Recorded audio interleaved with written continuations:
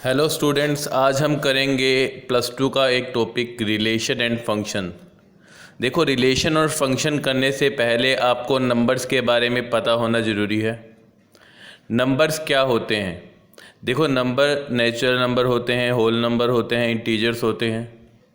सबसे पहला जो टाइप का नंबर है वह नेचुरल नंबर। सभी पॉजिटिव इंटीजर जिसमें काउंटेबल नंबर्स आते हैं उन्हें नेचुरल नंबर कहा जाता है। इसे n से डिनोट करते हैं। तो n की जो वैल्यू होती है वो 1 2 3 4 5 अप टू चलते जाते हैं। होल नंबर क्या होता है? The set of natural number with zero. मतलब जब नेचुरल नंबर्स के अंदर ज़ीरो को और इंक्लूड कर दिया जाता है तो वो होल नंबर बन जाता है। जैसे W की वैल्यू 0 1 2 3, होल नंबर को W से डिनोट करते हैं। तो जिसके अंदर नेचुरल नंबर के साथ 0 आ जाता है तो वो होल नंबर बन जाता है। इंटीजर्स क्या होते हैं? The set of whole numbers with all negative natural number form integer. वो सेट ऑफ होल नंबर जिसमें सभी नेगेटिव हमारे नेचुरल नंबर आ जाते हैं उन्हें इंटीजर्स कहा जाता है। इसे z से डिनोट करते हैं। z की वैल्यू होती है -2 -1 0 1 और 2। रैशनल नंबर क्या होते हैं? रैशनल नंबर वो नंबर होते हैं which are written in the form of p/q।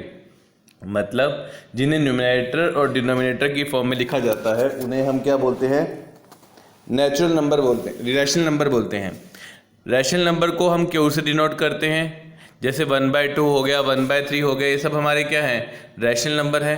Real number क्या होते हैं? वो नंबर जिनमें डेसिमल पॉइंट आ जाए उसे रियल नंबर कहा जाता है। जैसे r की वैल्यू 0.5 दे रखी है, 0.75 दे रखी है, तो जिन नंबर में भी डेसिमल पॉइंट आ जाएगा उसे आप क्या बोलेंगे? रियल नंबर बोलेंगे।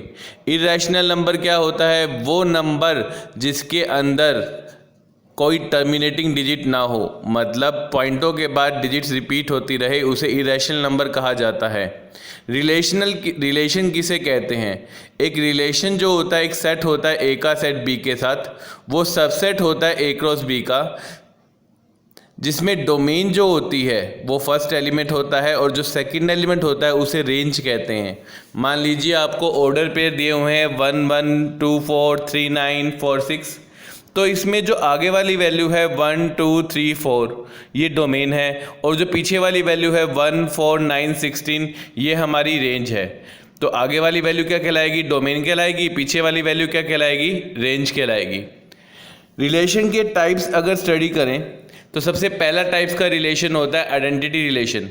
एक ऑर्डर पेयर ऑफ एलिमेंट जिसके अंदर सभी एलिमेंट खुद ब खुद से रिलेटेड होते हैं उन्हें आइडेंटिटी रिलेशन बोलते हैं। जैसे कोई भी सेट ए दे रखा है आपको 1 2 3, तो 1 1 2 2 3 3 ये हमारा क्या होगा? आइडेंटिटी रिलेशन होगा। यूनिवर्सल रिलेशन क्या होता है? A relation is set to be universal if R is a set of A cross A। मतलब एक सेट का सभी एलिमेंट्स का आपस में रिलेशन जब पाया जाता है तो उसे हम क्या बोलते हैं? यूनिवर्सल रिलेशन बोलते हैं। जैसे 1 1 1 2 1 3 2 1 2 2 2 3 3 1 3 2 3 3 ये सब हमारे क्या है? यूनिवर्सल रिलेशन है।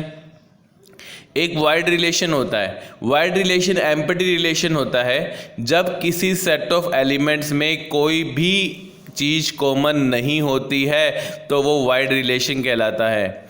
इन्वर्स रिलेशन कब होता है? अगर एक रिलेशन इस तरह से है कि जब A का B से रिलेशन हो और B का A से रिलेशन होता है तो उसका इन्वर्स कहा जाता है। R की वैल्यू जैसे आपको 2 3 दे रखी है, 4 5 दे रखी है, 6 7 दे रखी है, तो R का जो इन्वर्स होगा वो हमारा क्या हो जाएगा? 3 2 हो जाएगा। मतलब जो सेकंड वाला एलिमेंट है वो फर्स्ट एलिमेंट बन जाएगा और जो फर्स्ट वाला एलिमेंट है वो सेकंड एलिमेंट बन जाएगा। 4 5 है तो क्या होगा इसका? 5 4 हो जाएगा। 6 7 है तो क्या हो जाएगा इसका? 7 6 हो जाएगा। रिफ्लेक्सिव रिलेशन क्या होता है? एक relation is said to be reflexive if elements are related to itself. अगर सभी एलिमेंट्स आपस में एक दूसरे से रिलेटेड होते हैं तो उसे रिफ्लेक्सिव रिलेशन कहा जाता है। सिमेट्रिक रिलेशन क्या होता है? A relation is said to be symmetric. एक रिलेशन सिमेट्रिक तब कहलाएगा जब सभी एलिमेंट जो होते हैं आर के वो आर इनवर्स के क्या होते हैं? इक्वल होते हैं। एंटी सिमेट्रिक रिलेशन कब होता है? एंटी सिमेट्रिक रिलेशन तब होता है जब वो सिमेट्रिक होता है।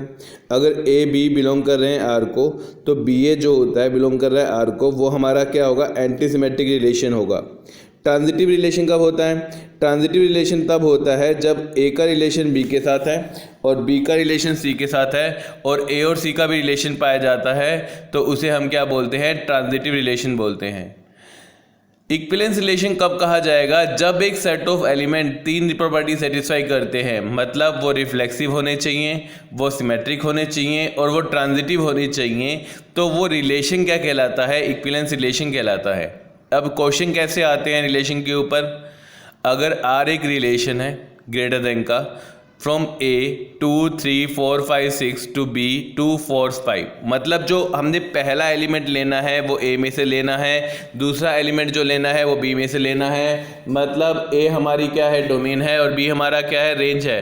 तो आर की वैल्यू जब बनाओगे तो ग्रेटर देन का रिलेशन लेके चलना है। 2 2 से ग्रेटर नहीं है लेकिन 3 2 से ग्रेटर है, तो एक एलिमेंट 3 2 बन जाएगा, 4 2 बन जाएगा, 5 2 बन जाएगा, 5 4 बन जाएगा, 6 2 बन जाएगा, 6 4 बन जाएगा और 6 5 बन जाएगा।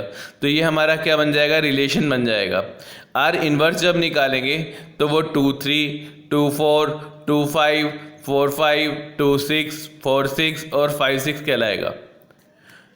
सेकंड क्वेश्चन है हमारा, show that the relation is congruent to on set of all integer is an equivalence relation. हमें शो करना है कि जो सेट है हमारा इज कॉन्ग्रुएंट टू, वो है हमारा क्या है? इंटीजर का सेट है, वो एक इक्विवेलेंस रिलेशन बना रहा है। हम मान लेते हैं कि एक ट्रायंगल है ए। अब हर एक ट्रायंगल अपने आप के तो क्या होता है? कॉन्ग्रुएंट होता है, इसलिए वो रिफ्लेक्सिव रिलेशन को क्या कर रहा है? सेटिस्फाई कर रहा है। ठीक है, अगर हम दूसरा रिलेशन लेके चलते हैं, अगर ए ट्रायंगल कॉन्ग्रुएंट है बी के और बी कॉन्ग्रुएंट है किसके? ए के, तो ए का रिलेशन बी के साथ हो गया और बी का रिलेशन किसके साथ हो गया? ए के साथ हो गया। तो इसका मतलब वो क्या हो गया? सिमेट्रिक हो गया। अगर एक ट्रायंगल कॉन्ग्रुएंट है ट्रायंगल बी के और बी ट्रायंगल कॉन्ग्रुएंट है सी के, तो ए बी सी के कॉन्ग्रुएंट होगा, इसलिए ये ट्रांजिटिव रिलेशन को भी सेटिस्फाई कर रहा है। अब ये सेट ऑफ एलिमेंट जो है वो तीनों प्रॉपर्टी सेटिस्फाई कर रहा है, इसलिए ये क्या है? इक्विवेलेंस रिलेशन है। अब एक क्वेश्चन और हमें पूछा गया है कि आर अगर इक्विवेलेंस रिलेशन है तो शो करो कि आर इनवर्स भी क्या होगा? इक्विवेलेंस रिलेशन होगा। अब हमें गिवन क्या है कि आर एक रिफ्लेक्सिव है, तो ए को ए से बिलोंग करेंगे तो क्या आएगा? आर आएगा। अब आर इनवर्स भी क्या होगा? रिफ्लेक्सिव होगा। अगर ए भी आर इनवर्स को बिलोंग कर रहा है, बी ए हमारा आर इनवर्स को बिलोंग कर रहा है, तो इसका मतलब ए बी और बी ए दोनों हमारे बिलोंग कर रहे हैं आर इनवर्स को, तो इसका मतलब वो क्या हो गया? सिमेट्रिक हो गया। ए बी बिलोंग कर रहा है आर इनवर्स को, बी सी बिलोंग कर रहा है आर इनवर्स को, तो इसका मतलब बी ए बिलोंग करेगा आर को और सी बी बिलोंग करेगा किसको? आर को। अब सी बी बिलोंग कर रहा है आर को और बी ए बिलोंग करेगा आर को, तो सी ए भी आर को बिलोंग करेगा ना, तो और ए सी किसको बिलोंग करेगा? आर इनवर्स को। अब तीनों प्रॉपर्टी सेटिस्फाई हो रही है, तो आर इनवर्स भी हमारा क्या होगा? इक्विवेलेंस रिलेशनशिप होता है। नेक्स्ट हमें कहता है चेक करो कि whether R is defined in the set 1 2 3 4 5 6। R A B जो है वो B is equal to A plus 1 है, वो रिफ्लेक्सिव है, सिमेट्रिक है या ट्रांजिटिव है। देखो हमें चेक करने के लिए कहा गया है, ये कहा नहीं गया कि ये रिफ्लेक्सिव है, सिमेट्रिक है या ट्रांजिटिव है। अगर आप कोई रिलेशन पहले बनाना है b is equal to A plus 1, तो पहला एलिमेंट 1 जब लेके चलेंगे तो 1 के अंदर 1 और जोड़ देंगे तो 2 आ गया, 2 के अंदर 1 जोड़ देंगे तो 3 आ गया, 3 के अंदर 1 जोड़ेंगे तो 4 आ गया। तो एलिमेंट्स हमारे क्या बन जाएंगे रिलेशन के? 1 2 2 3 3 4 4 5 5 6। अब देखो b is equal to A है और a is equal to A plus 1 हो, ये पॉसिबल नहीं होता है, इसका मतलब ये रिफ्लेक्सिव नहीं है। दूसरा क्या है? A B equal to B है, तो b is equal to A plus 1 हुआ और a is equal to B plus 1 possible नहीं होगा, इसलिए क्या है? सिमेट्रिक भी नहीं है। तीसरा क्या है कि ए बी बिलोंग कर रहा है आर को और बी सी बिलोंग कर रहा है आर को, तो ए सी भी आर को बिलोंग करना चाहिए, इसका मतलब b की वैल्यू क्या हुई? a प्लस 1, c की वैल्यू क्या होगी? b plus 1। तो अगर मैं b की वैल्यू a प्लस 1 पुट करूंगा तो c की वैल्यू तो a प्लस 2 होगी ना, तो वो हमारा फॉल्स हो गया। इसका मतलब जो गिवन रिलेशन है ना ही ट्रांजिटिव है, ना ही रिफ्लेक्सिव है और ना ही क्या है? सिमेट्रिक है। फंक्शन क्या होता है? फंक्शन एक प्रोसेस है और या फिर एक रिलेशन है जो एसोसिएट करता है एलिमेंट ऑफ एक्स को सेट ऑफ एक्स के अंदर, जहाँ पे एक्स हमारा क्या होता है, डोमेन ऑफ फंक्शन होता है, और वाई जो होता है उसे हम क्या बोलते हैं, कोडोमेन बोलते हैं।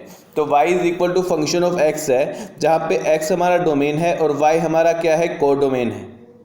फंक्शन कितने टाइप के होते हैं, देखो फंक्शन एक होता है वन वन फंक्शन, जब हर एक डोमेन की एक कोडोमेन इमेज पाई जाती है तो उसे वन वन फंक्शन बोलते हैं। मैनी वन फंक्शन कब होता है, जब हमारे पास एटलीस्ट 2 एलिमेंट होते हैं डोमेन के अंदर जिसकी इमेज जो होती है सेम होती है फंक्शन के साथ, तो उसे उसका क्या बोलते हैं, वन वन फंक्शन बोलते हैं। ऑन टू फंक्शन कब होता है, जब फंक्शन ऑन टू तब कहलाता है जब एक डोमेन की 2 कोडोमेन पाई जाती हैं, तो उसे क्या बोलते हैं, ऑन टू फंक्शन बोलते हैं। देखो हमें क्वेश्चन कैसे मिलेंगे फंक्शन के अंदर कि एफ एक्स की वैल्यू 4x + 3/6x - 4 दे रखी है, शो करो कि एफ ओ एफ जो होता है वो x के इक्वल है और इसका इन्वर्स निकालिए। ध्यान से देखिए एफ एक्स की वैल्यू क्या दे रखी है, 4x + 3/6x - 4 दे रखी है। आपको क्या निकालना है, एफ ओ एफ एक्स निकालना है। इसका मतलब क्या हुआ, फंक्शन ऑफ एक्स निकालना है, मतलब फंक्शन निकालना है 4x + 3/6x - 4 का। तो जहाँ जहाँ x है वहाँ पे हम क्या पुट कर देंगे, 4x + 3/6x - 4 पुट कर देंगे। तो हमारे पास क्या बचेगा, 4 इंटू में 4x + 3/6x - 4 प्लस का 3 पूरे के बटे में 6/4x + 3/6x - 4 -4। अगर इसका एलसीएम लेंगे तो बचेगा 16x + 12/18x - 12, 24x + 18 - 24x + 16 बचेगा, 34x डिवाइड बाय 34 आ गया, 34 से 34 कट जाएगा तो हमारे पास x आ जाएगा। अगर आपको इन्वर्स निकालना है फंक्शन का तो y की वैल्यू क्या दे रखी है, 4x - 3/6x + 4 दे रखी है। इसकी क्रॉस मल्टीप्लाई कीजिए तो 6xy माइनस के 4y की वैल्यू 4x + 3 हो जाएगी। x वाले को इधर ले जाएंगे, y वाले को उधर ले जाएंगे, तो x वालों में 6xy माइनस के 4x की वैल्यू 4y + 3 आ जाएगी। अगर मैं x कॉमन निकाल लूँ तो x की वैल्यू क्या होगी, 6y - 4 = 4y - 3 आ गई। तो x की वैल्यू क्या होगी, 4y + 3/6y - 4 आ गई। यहाँ पे दोनों वैल्यूज़ क्या आ रही है, बराबर आ रही हैं, इसलिए वो क्या है, एक इन्वर्स फंक्शन है। शो करो कि r हमारा कोई फंक्शन है 4x + 3, वो इन्वर्टिबल है और उसका इन्वर्स निकालो। इन्वर्टिबल का मतलब होता है कि वो एक वन वन फंक्शन है।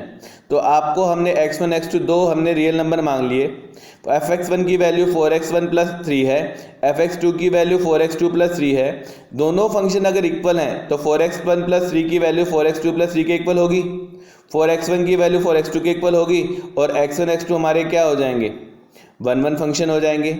अगर y हमारा क्या है, रेंज ऑफ f है, ठीक है। अगर आपने क्या करना है, इसका इन्वर्स निकालना है। क्या निकालना है, इन्वर्स।